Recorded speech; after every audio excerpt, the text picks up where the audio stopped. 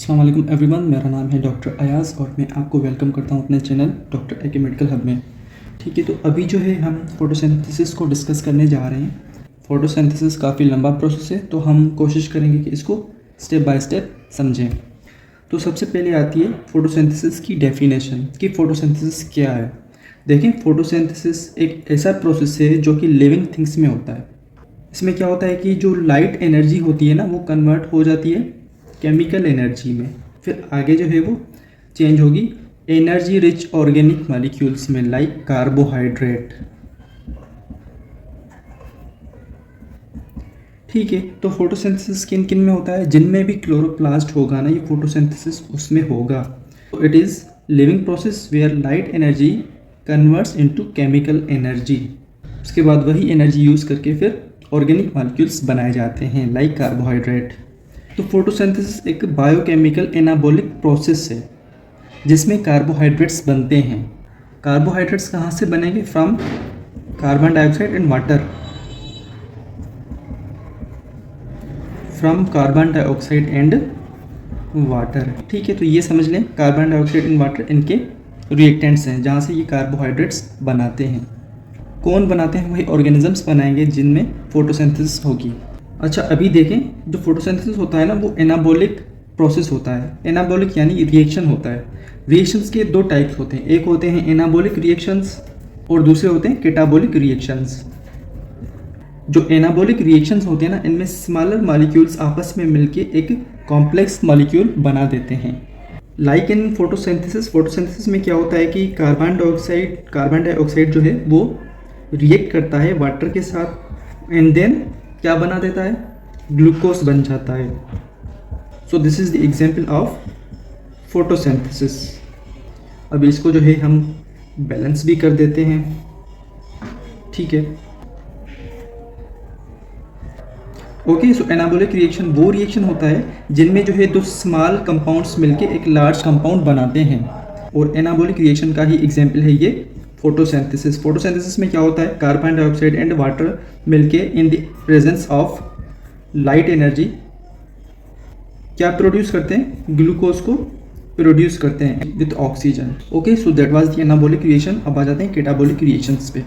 अब नाम से ही जो है हमें पता चल रहा है कि इसमें तोड़ फोड़ होगी, कैटाबॉलिक। ठीक है, तो कैटाबॉलिक रिएक्शन इसका अपोजिट होता है। इसमें क्या होता है कि एक लार्ज मॉलिक्यूल होता है ना, उसको तोड़ दिया जाता है स्मॉलर मॉलिक्यूल्स में। लाइक इन सेल्यूलर रेस्पिरेशन में क्या होता है कि जो ग्लूकोज होता है ना, उसको ब्रेक डाउन किया जाता है फिर कार्बन डाइऑक्साइड एंड वाटर में। ये लार्ज मॉलिक्यूल है जो है ब्रेक डाउन हो रहा है कार्बन डाइऑक्साइड एंड वाटर, जो कि स्मॉलर मॉलिक्यूल्स हैं। वन मोर थिंग, ये जो कैटाबॉलिक रिएक्शंस है ना, ये फिर रिलीज करते हैं एनर्जी को। ठीक है, तो इसीलिए जो ये रिएक्शंस होते हैं इनको एक्सर्गोनिक भी कहा जाता है, एक्सर्गोनिक। और ये जो एनाबॉलिक रिएक्शंस हैं, देखें इनमें जो है लाइट एनर्जी को दिया जा रहा है ना, यानी लाइट एनर्जी ये कंज्यूम कर रहे हैं ना, तो ये कहलाएंगे फिर इंटरगोनिक रिएक्शंस। Endergonic reactions. तो these are the types of reactions. जो फोटोसिंथेसिस हम पढ़ रहे हैं वो इस एनाबॉलिक रिएक्शंस का एग्जाम्पल है। अब देखें, एनाबॉलिक रिएक्शन यानी फोटोसिंथेसिस में जो है लार्ज मॉलिक्यूल बनेगा। अभी हम वो आगे चल के देखते हैं कि कैसे बन रहा है। ओके, तो जो फोटोसिंथेसिस है वो बायोकेमिकल एनाबॉलिक प्रोसेस है। ये कहाँ पे होता है? ये क्लोरोफाइलस सेल्स में होता है। ये क्लोरोफाइलस सेल्स में होता है in the presence of light energy. अभी देखें, जो फोटोसिंथेसिस है इनकी जो मेजर साइट है ना, मेजर लोकेशन है ना, वो ये लीव्स हैं। हम अपनी कॉमन लाइफ में देखें तो हमें प्लांट्स नज़र आते हैं। ठीक है, तो प्लांट्स में जो लीव्स होते हैं ना, वही इनकी मेजर साइट है। प्लांट्स का कलर कौन सा होता है? प्लांट्स का कलर ग्रीन होता है। क्यों होता है? क्योंकि इनके पास एक स्पेसिफिक पिगमेंट होता है which is known as chlorophyll. ठीक है, chlorophyll it is a green pigment जो कि लीव्स में मौजूद होता है। अब यही पिगमेंट जो होता है ना, यही जो है लाइट एनर्जी को यूज़ करके केमिकल एनर्जी में कन्वर्ट कर देता है।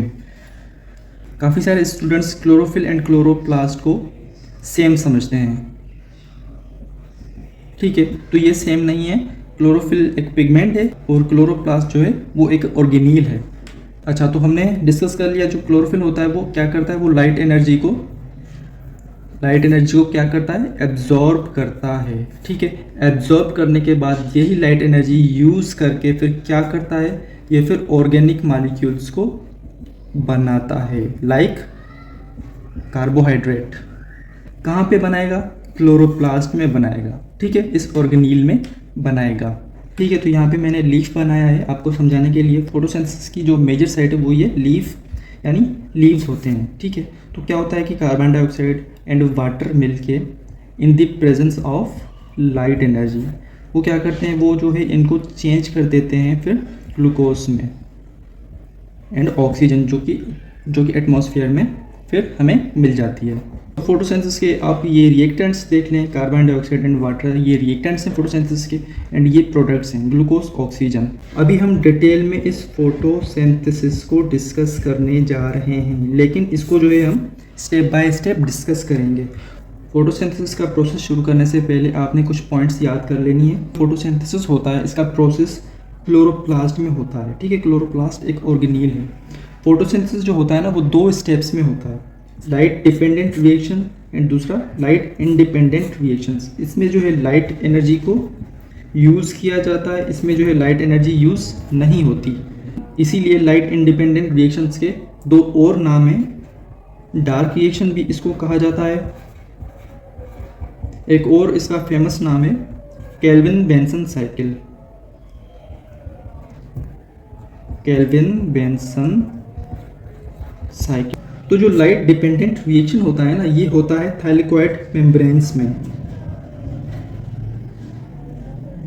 कहाँ पे होता है, थाइलेकोइड मेम्ब्रेन्स में। ये थाइलेकोइड मेम्ब्रेन्स कहाँ पे मौजूद होते हैं, ये होते हैं क्लोरोप्लास्ट में। सपोज ये एक थाइलेकोइड मेम्ब्रेन है, ये दूसरी थाइलेकोइड मेम्ब्रेन आ गई, तीसरी, चौथी, तो इन सबको मिला के कहा जाता है ग्रेना, ठीक है। Grana it is the collection of thylakoid membranes.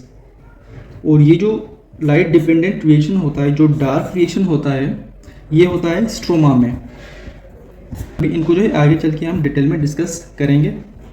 ये तो अभी मैंने आपको सिर्फ ओवरव्यू दिया है इनका। अच्छा सॉरी, ये जो है ये ग्रेना नहीं, ये ग्रेनम है, ठीक है। तो थाइलेकोइड मेम्ब्रेन्स को मिला के कहा जाता है ग्रेनम, ठीक है। एक थाइलेकोइड मेम्ब्रेन ये है, दूसरी ये है, तीसरी ये, यानी इनको मिला के कहा जाता है ग्रेनम, NUM, ठीक है। और 2 ग्रेनम और 2 से ज़्यादा ग्रेनम जो होंगे ना, उनको फिर कहा जाएगा ग्रेना, ओके।